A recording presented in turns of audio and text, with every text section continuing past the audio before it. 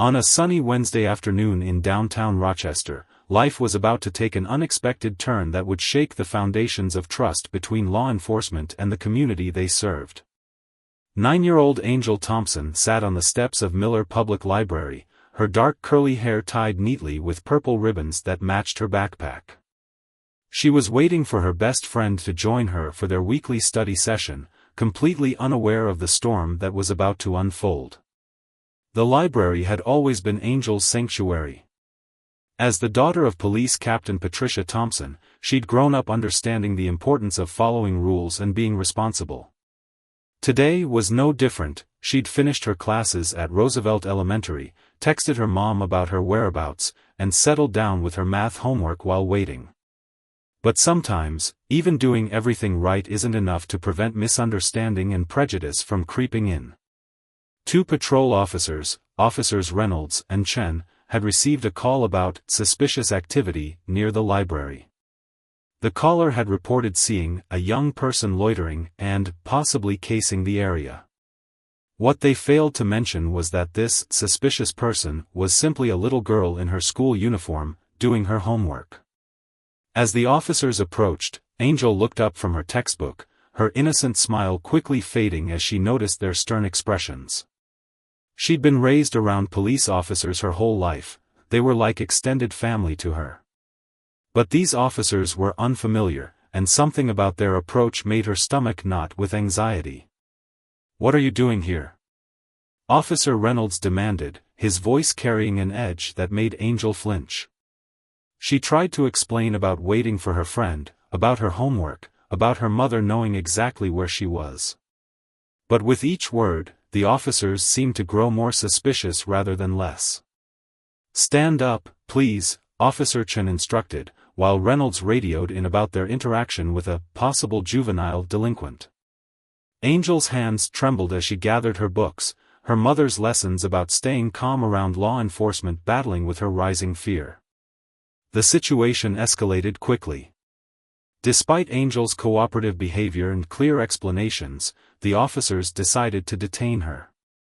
They cited non-compliance when she began crying, misinterpreting her natural fear response as defiance. As they placed her in handcuffs meant for adults that practically swallowed her tiny wrists, Angel managed to choke out 5 words that would change everything: "My mom is Captain Patricia Thompson." The officers exchanged glances, but their training to verify all claims meant they couldn't simply take her word for it. As they led Angel to their patrol car, onlookers began gathering, phones raised to record the scene. Among them was Mrs. Rivera, Angel's regular librarian, who immediately recognized the girl and was already dialing the police station's non-emergency number. Meanwhile, across town, Captain Patricia Thompson was reviewing department policies when her phone buzzed with multiple notifications. The first was a missed text from Angel about studying at the library, nothing unusual. The second was a community alert about police activity near Miller Public Library, coincidental, but not alarming. The third, however, made her blood run cold, a video link from a colleague showing a young girl in purple ribbons being led away in handcuffs. The next 15 minutes would become legendary within the department. Captain Thompson's voice, usually measured and professional, thundered through the precinct as she demanded immediate confirmation of her daughter's location. When the truth emerged, that 2 of her own officers had handcuffed her 9-year-old daughter for doing homework on library steps, the captain's response was not just that of an angry mother, but of a law enforcement leader witnessing everything wrong with modern policing playing out in her own backyard. As she raced to the scene, lights flashing but no siren, she didn't want to frighten Angel further. Captain Thompson's mind raced through all the training sessions she'd conducted, all the community outreach programs she'd championed, all the progress she thought they'd made. How had it come to this? Her own daughter, a straight-A student who dreamed of becoming a detective like her mom, sitting handcuffed in the back of a patrol car for the crime of being black in public. The scene outside Miller Public Library had transformed into something out of Captain Thompson's worst nightmares. As she pulled up in her unmarked police vehicle, she could see the growing crowd of concerned citizens, their phones recording every moment. The afternoon sun cast long shadows across the library steps where, just 30 minutes ago, her daughter had been peacefully studying. Captain Thompson had spent 15 years on the force, rising through the ranks while raising Angel as a single mother.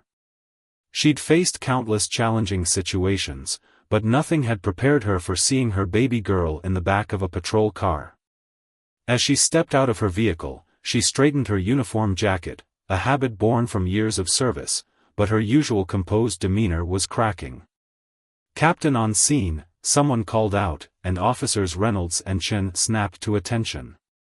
They'd been standing by their patrol car, already looking uncomfortable as word had spread about their detainee's identity. The crowd parted as Captain Thompson approached, her boots striking the pavement with purposeful strides. "Release my daughter. Now." Her voice was low but carried the weight of thunder. Officer Reynolds fumbled with his keys, while Officer Chen began stammering an explanation about protocol and suspicious activity reports. Captain Thompson raised her hand, silently cutting off the excuses. "We'll discuss protocols in detail back at the station. Right now, my priority is my child." As Angel was helped out of the car, the handcuffs finally removed from her small wrists, she ran straight into her mother's arms. The captain's professional facade crumbled as she held her daughter close, feeling Angel's tears soaking into her uniform.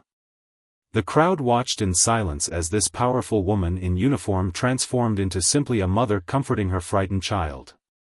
Mrs. Rivera, the librarian who had witnessed everything, approached with Angel's purple backpack and scattered schoolbooks. "I tried to tell them," she said softly. "She's here every Wednesday. I've watched her grow up in this library." Captain Thompson nodded gratefully, but her eyes never left her daughter's face as she gently wiped away tears. Back at the station, the incident sparked an immediate internal investigation. Captain Thompson removed herself from directly overseeing the case due to personal involvement, but her presence loomed large over the proceedings. The department's Internal Affairs Division pulled the body camera footage, which painted a disturbing picture of unconscious bias in action. The 911 call that had started it all was traced to a new resident in the area who had recently moved from a smaller town. When interviewed about why she found a young girl doing homework suspicious, she struggled to provide a concrete answer. Her discomfort with her own assumptions became increasingly apparent as she was shown photos of Angel in her school uniform, complete with her Roosevelt Elementary patches and student ID. Officers Reynolds and Chen were placed on administrative duty pending a full review of their actions. Both officers had relatively clean records, with Reynolds being a 5-year veteran and Chen having joined the force just 18 months ago. As they sat in separate rooms, reviewing their body camera footage with internal affairs investigators, the weight of their actions began to sink in. The incident sparked immediate local media attention. Headlines ranged from sympathetic to scathing, but all highlighted the cruel irony of a police captain's daughter being profiled by officers from her own department. Community leaders called for emergency meetings, and the mayor's office issued a statement promising a thorough review of police training procedures. At home that evening, Captain Thompson sat with Angel on their living room couch, a cup of hot chocolate growing cold on the coffee table. They'd ordered pizza, a rare weekday treat, but neither had much appetite. Angel had always been mature for her age, but tonight she seemed smaller somehow, more vulnerable. "Mom," Angel whispered, breaking the lengthy silence, "did I do something wrong? Should I have done something different?" The question pierced Captain Thompson's heart like a blade. She pulled her daughter closer, fighting back her own tears. "No, baby. You did everything right. Everything. This isn't about you doing anything wrong. This is about grown-ups who need to do better." She stroked Angel's curly hair, now free of its purple ribbons. "Remember what we always talk about? About being brave and strong?" Angel nodded against her mother's shoulder. "And about being proud of who we are," she added quietly. "That's right. And I am so proud of you. You stayed calm, you tried to explain, you remembered your ID. You did everything I taught you, everything any parent would teach their child. The system failed you today, not the other way around. As night fell over Rochester, the incident was already becoming a catalyst for change. Community forums were being organized, training protocols were being reviewed, and difficult conversations were taking place in homes across the city. But in the Thompson household, a mother and daughter held each other close, understanding that tomorrow would bring new challenges, new questions, and hopefully, new opportunities for growth and understanding. The morning after the incident, Rochester woke up to find the story had spread far beyond their city limits. National news outlets had picked up the story, and social media was ablaze with the body camera footage showing Angel Thompson's ordeal. The image of a 9-year-old honor student in handcuffs had struck a chord that resonated across the country. Captain Thompson's phone hadn't stopped ringing since dawn. News organizations, civil rights groups, and police departments from across the nation were all seeking her perspective. But her priority remained unchanged, protecting her daughter while ensuring this incident led to meaningful change within her department. At Roosevelt Elementary, Angel's absence was felt deeply. Her empty desk in Mrs. Washington's 4th grade class sparked difficult but necessary conversations.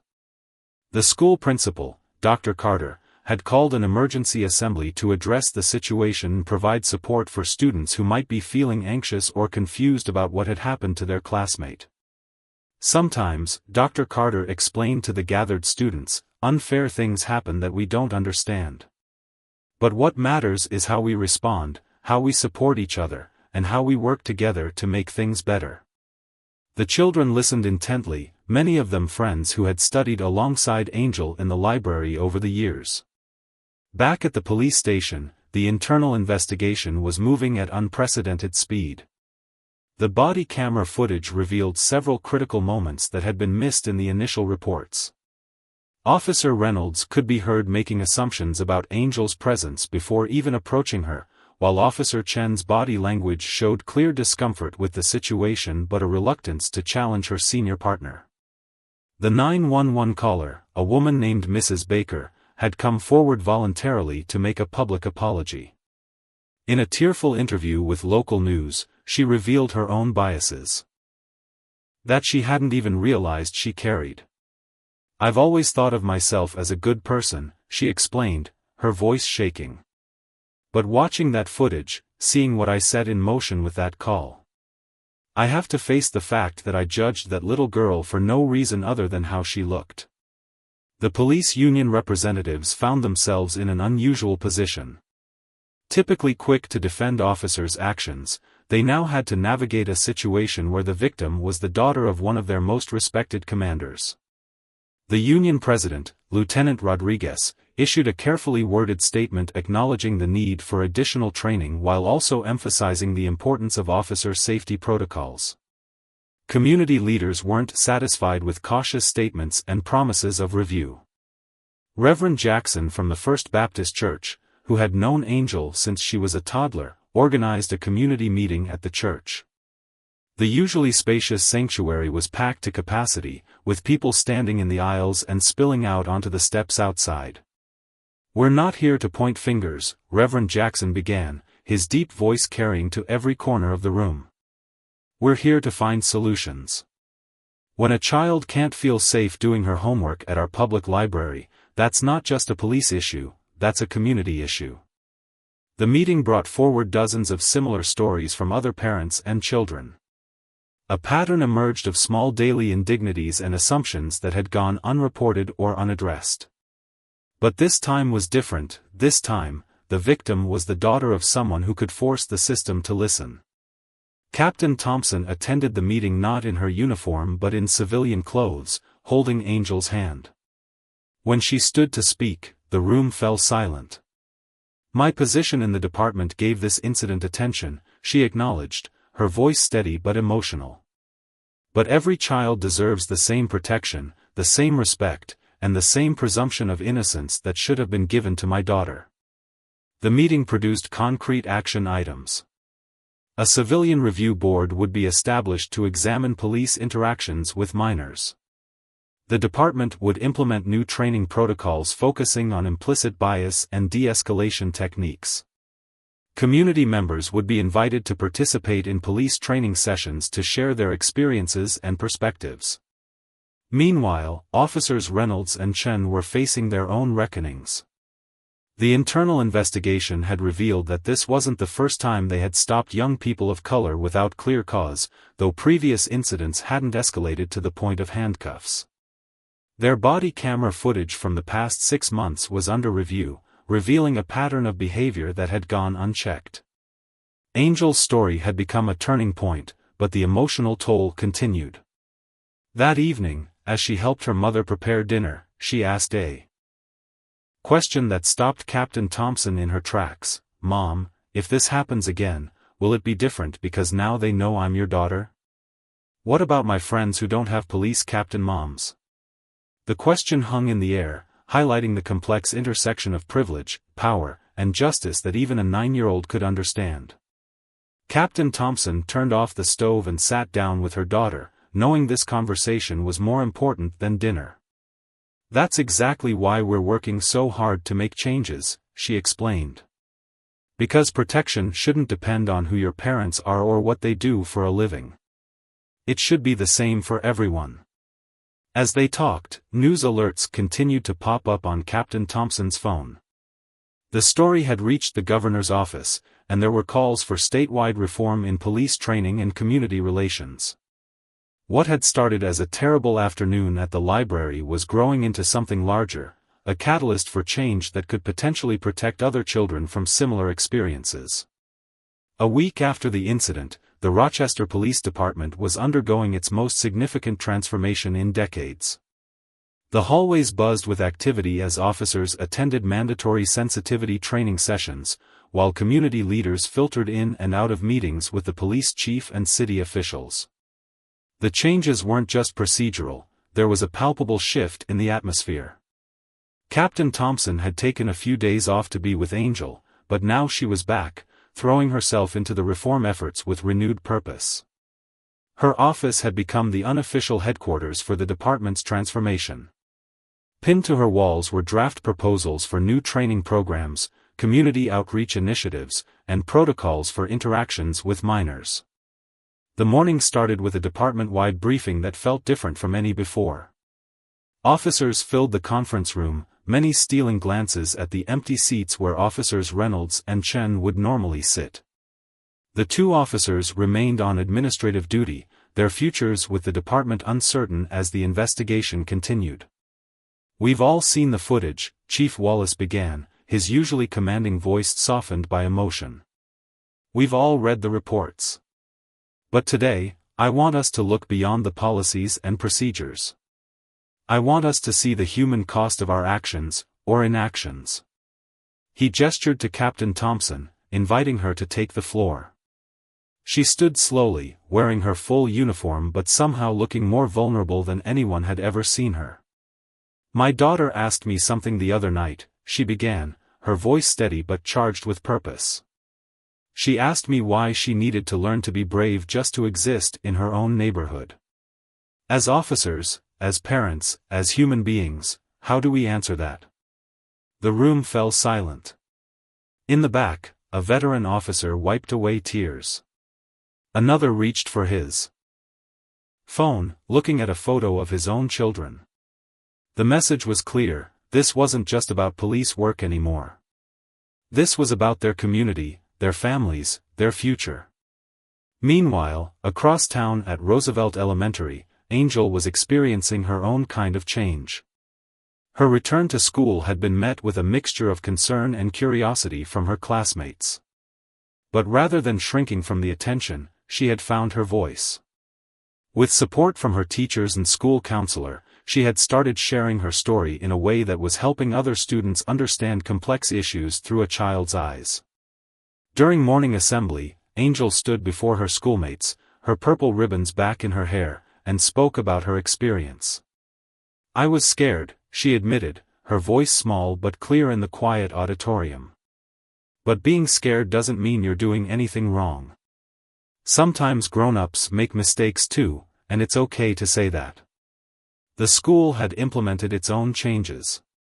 Dr. Carter had invited community police officers to visit classrooms, not for traditional, career day, presentations, but for honest discussions about trust, fear, and understanding. The officers sat in tiny chairs at student desks, answering questions from children who were both curious and cautious. Back at the library, Mrs. Rivera had transformed the incident into an opportunity for education. She created a special display featuring books about civil rights, justice, and community relationships. The steps where Angel had been detained now hosted a weekly Reading for Change program, where police officers would come to read stories to children. The media attention had begun to shift from sensational headlines to more thoughtful analysis. Local reporter David Chen had spent days interviewing community members, officers, and experts to create a comprehensive series titled Beyond the Badge: Rebuilding Trust in Rochester. His careful reporting revealed patterns of similar incidents that had gone unreported or unaddressed, making it clear that Angel's case, while high-profile, was not unique. At home, the Thompson household was slowly finding its new normal. Angel had started sleeping better, though she still sometimes woke up frightened.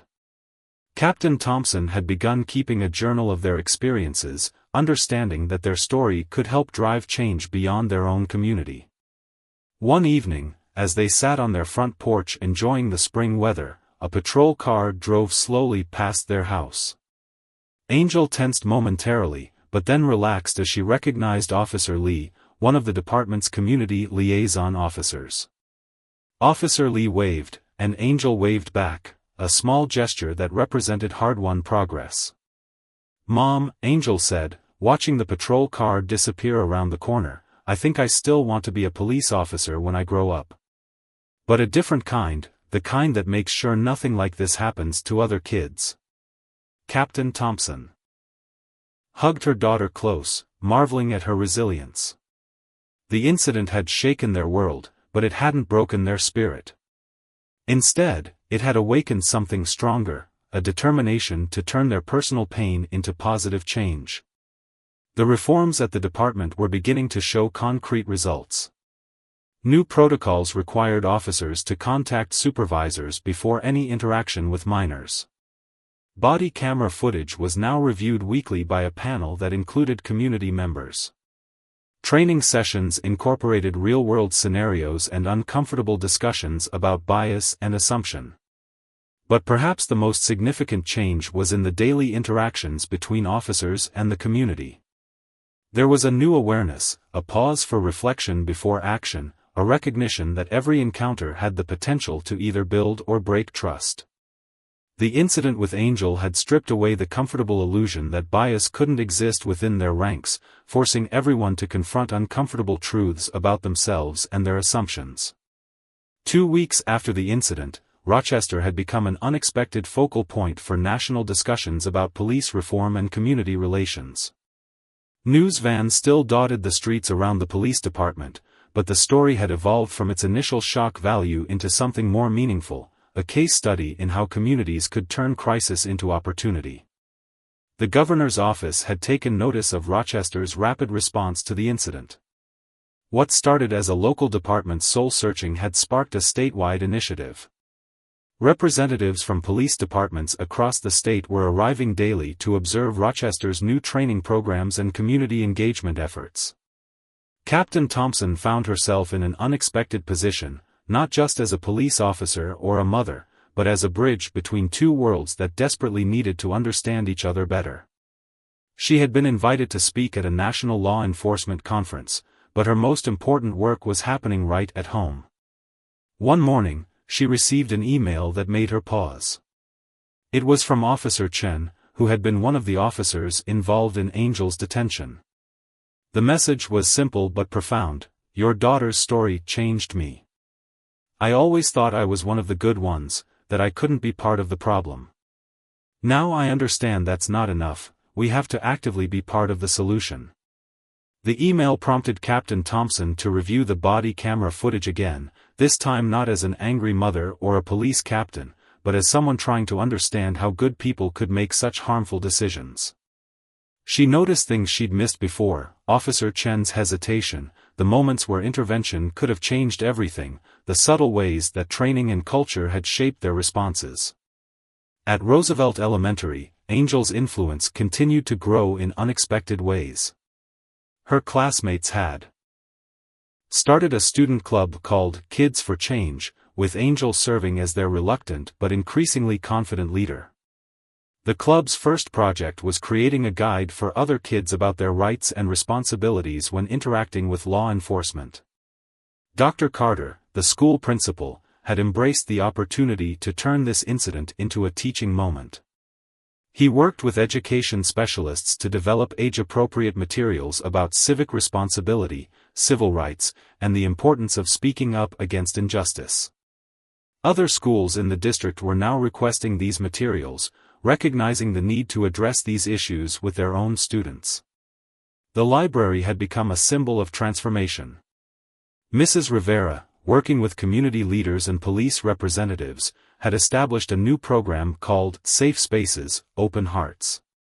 The initiative ensured that all public spaces in Rochester would have designated staff members trained in de-escalation and cultural sensitivity. These individuals would wear special badges, making them easily identifiable to anyone feeling unsafe or discriminated against.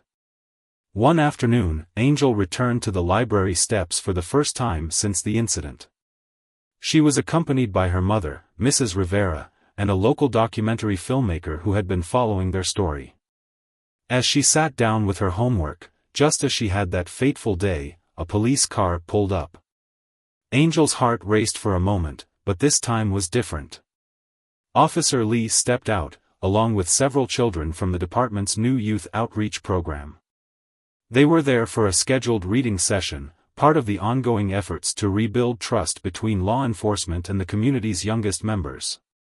The scene was captured by the documentary filmmaker, Angel, now helping younger children with their homework on the same steps where she had been handcuffed, while officers sat nearby, reading stories and answering questions. The contrast was powerful, a visual representation of how far they'd come and how much further they could go.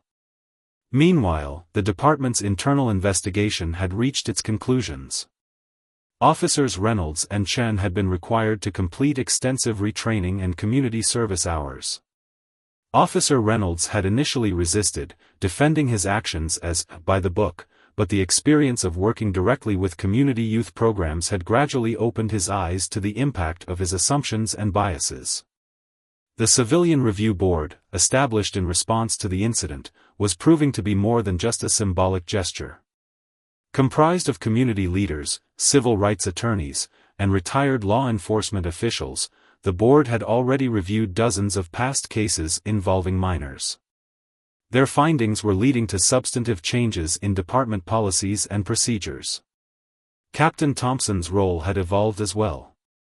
She now led a special unit focused on community relations and officer training, with a particular emphasis on interactions with young people. Her office had become a place where officers could speak openly about their fears, biases, and struggles without fear of judgment. One evening, as she reviewed applications for the unit's Youth Advisory Board, she found a surprise: a letter from Mrs. Baker, the woman who had made the original 911 call about Angel. Mrs. Baker had become an unexpected ally in the fight for change, speaking openly about her own journey of confronting and addressing her biases. "I never thought my call would lead to all this," Mrs. Baker wrote. "I live with the guilt of what I put that little girl through, but I'm trying to turn that guilt into action. If my story can help someone else think twice before making assumptions, then maybe some good can come from my mistake." The transformation wasn't just happening within the police department or the community, it was happening in countless small moments of reflection and connection. Officers were learning to see beyond their badges, community members were learning to see beyond their fears, and children like Angel were learning that their voices had the power to create real change. 1 month after the incident, Rochester had become a model for police reform and community reconciliation. The changes that began with one frightening afternoon had grown into a movement that was reshaping the relationship between law enforcement and the community they served. But beyond the policies and programs, the real story was in the small, daily interactions that showed how much had changed. At the police academy's graduation ceremony, Captain Thompson was invited to give the keynote address. As she stood at the podium, looking out at the fresh faces of new officers, she saw her daughter Angel sitting in the front row, wearing a miniature police badge that the department had given her as a symbol of hope and change. "When my daughter was handcuffed outside our public library," she began, her voice steady but emotional, "it wasn't just a failure of training or protocol. It was a failure of humanity. But from that failure, we learned something precious, that real change doesn't come from policies alone. It comes from the courage to look inside ourselves and acknowledge our biases, our fears, and our capacity to do better." The new recruits listened intently as she shared not just the story they'd all heard about, but the smaller moments that had followed, the late-night conversations with Angel about trust and justice, the painful but necessary discussions with fellow officers about racial bias, the unexpected allies they'd found in their journey toward change. Meanwhile, Angel's Kids for Change club had grown beyond Roosevelt Elementary. Schools across the city had started their own chapters, and a network of young voices was emerging. The children weren't just talking about their experiences, they were actively working to build bridges between their communities and local law enforcement. One particularly powerful initiative was the Walk With Me program, where police officers would join students on their walks to and from school. What started as a safety measure had evolved into an opportunity for genuine connection. Officers learned students' names, their dreams, their fears. Students learned to see the human beings behind the badges. Officer Chen, who had been directly involved in Angel's detention, had become one of the program's most dedicated participants. Her journey from that difficult day to becoming an advocate for change was a testament to the power of confronting one's mistakes and choosing to grow from them. "I remember feeling frozen that day," she shared during a community forum. "I knew something wasn't right, but I didn't speak up. Now I teach other officers about the importance of moral courage, the strength to stand up, even when it's uncomfortable, even when it means challenging your colleagues." The documentary filmmaker who had been following the story captured a powerful moment, Officer Chen and Angel sitting together on the library steps, sharing lunch and talking about their dreams for the future. The image went viral, not for its controversy this time, but for its message of healing and hope.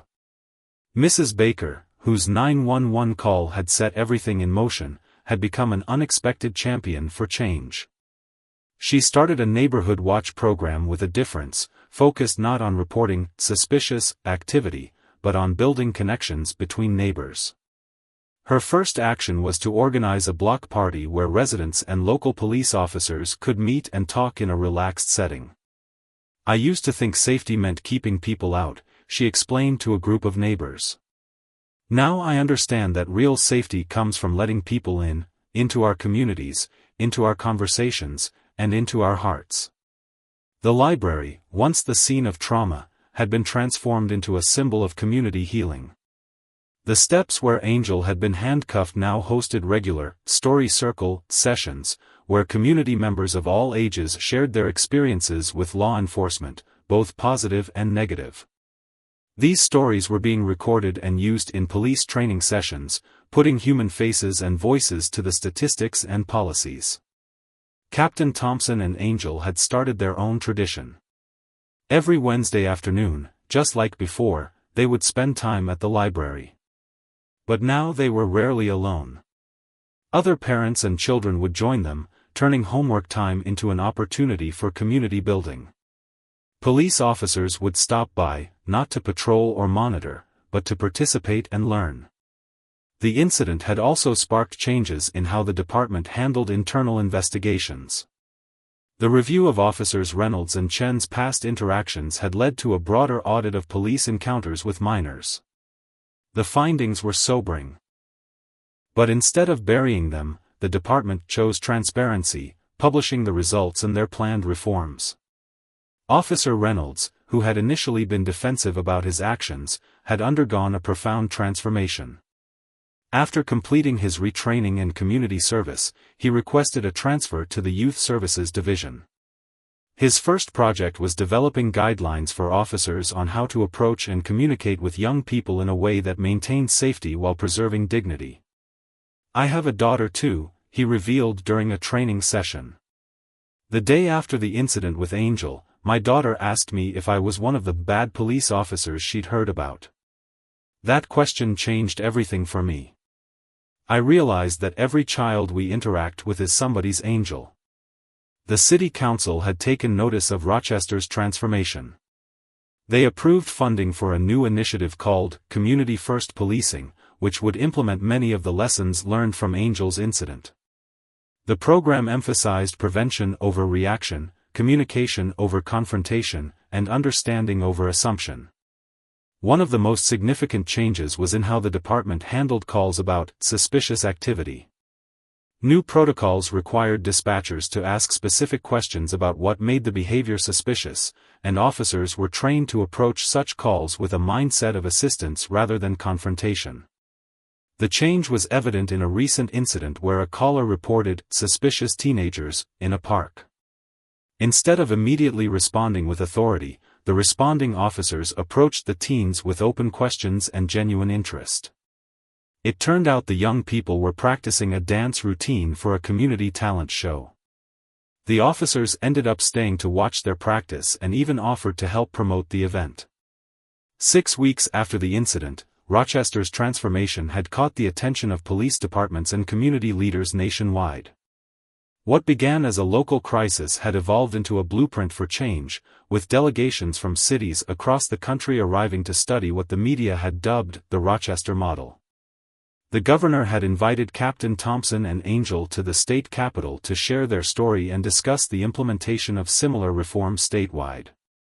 As they stood together at the podium, Angel's purple ribbons matching her mother's formal police uniform, the contrast between their first public appearance and now was striking. The fear and anger had been transformed into purpose and hope. "When I was handcuffed that day," Angel spoke into the microphone, her voice clear and confident despite her age, "I thought it was the worst day of my life. But my mom taught me that sometimes the worst things can lead to the best changes. Now when I see police officers, I don't just see uniforms, I see people who are learning and trying to do better." The audience, filled with lawmakers, police officials, and community leaders, sat in rapt attention as this young girl shared wisdom beyond her years. Captain Thompson stood beside her daughter, one hand on her shoulder, pride and emotion evident on her face.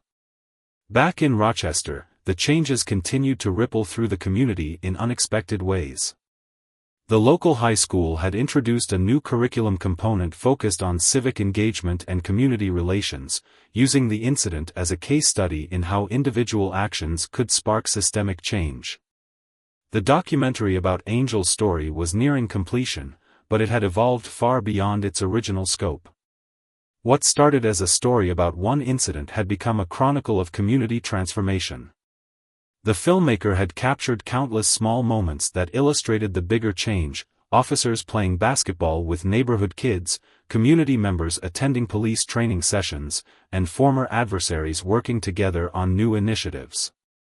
Mrs. Rivera, the librarian who had witnessed the original incident, had started a nationwide network of safe space libraries, based on Rochester's model. The program provided training for library staff on de-escalation techniques and cultural sensitivity, ensuring that libraries remained sanctuaries of learning for all children. What happened to Angel could have happened in any library in America, Mrs. Rivera explained during a National Librarians Conference. But what happened afterward, the healing, the change, the growth, that can happen anywhere too, if we're brave enough to learn from our mistakes.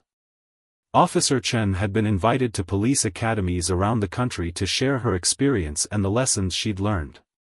Her presentation, titled "The Courage to Intervene," focused on the importance of speaking up when something doesn't feel right, even if it means challenging superior officers or established protocols. Every officer makes split-second decisions, she would tell the cadets. But what we often forget is that those seconds are shaped by years of training, assumptions, and biases.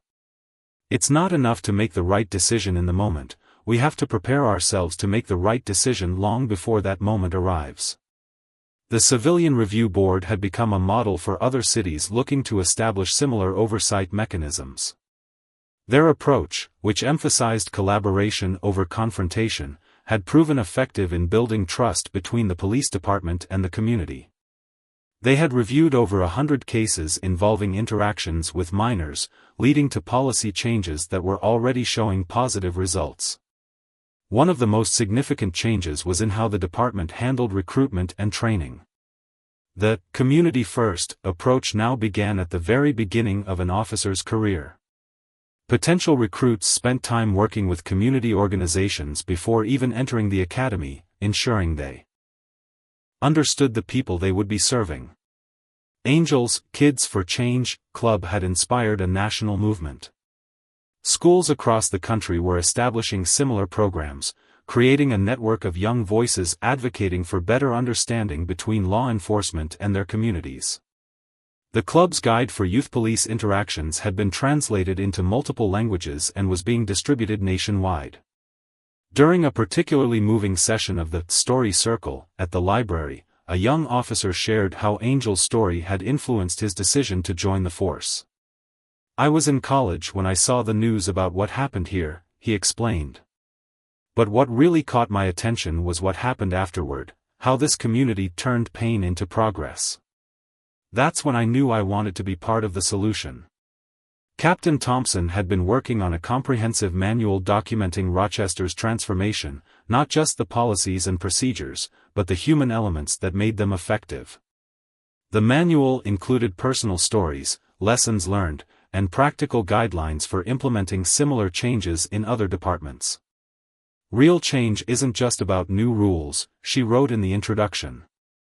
"It's about new perspectives, new conversations, and new ways of seeing each other. What happened to my daughter was a wake-up call, but how our community responded, that was a choice we all made together." The original 911 caller, Mrs. Baker, had become an unexpected ambassador for change. She traveled to community groups around the state, sharing her story of how unconscious bias can lead to harmful actions, and more importantly, how acknowledging these biases is the first step toward change. "I used to think being a good citizen meant being suspicious," she would tell audiences.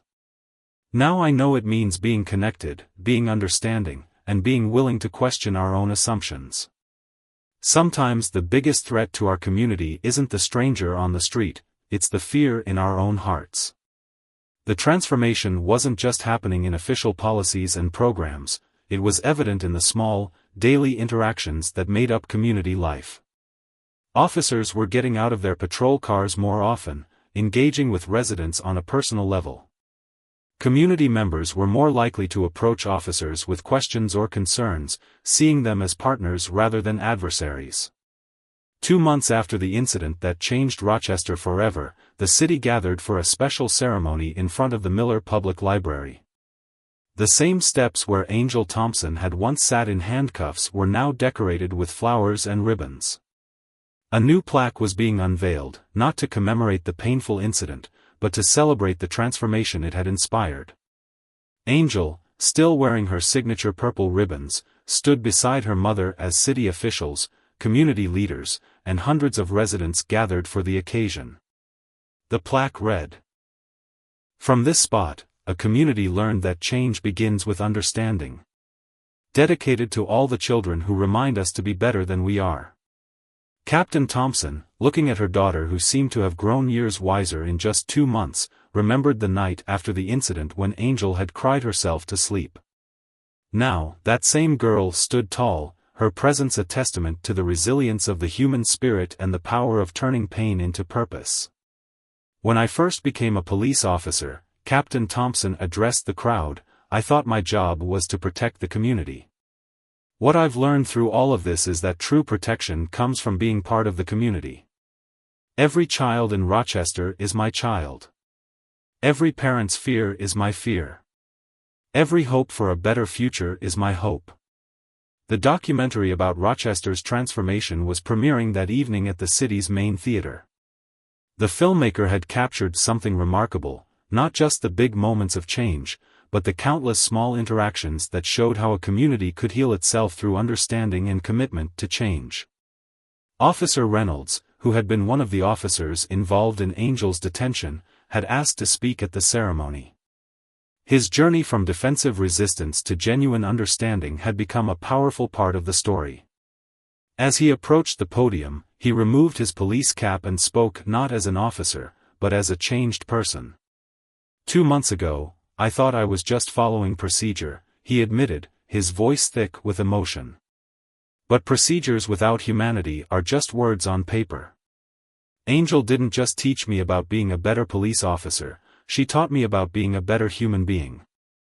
The Kids for Change movement that Angel had inspired had spread to over 50 cities across the country.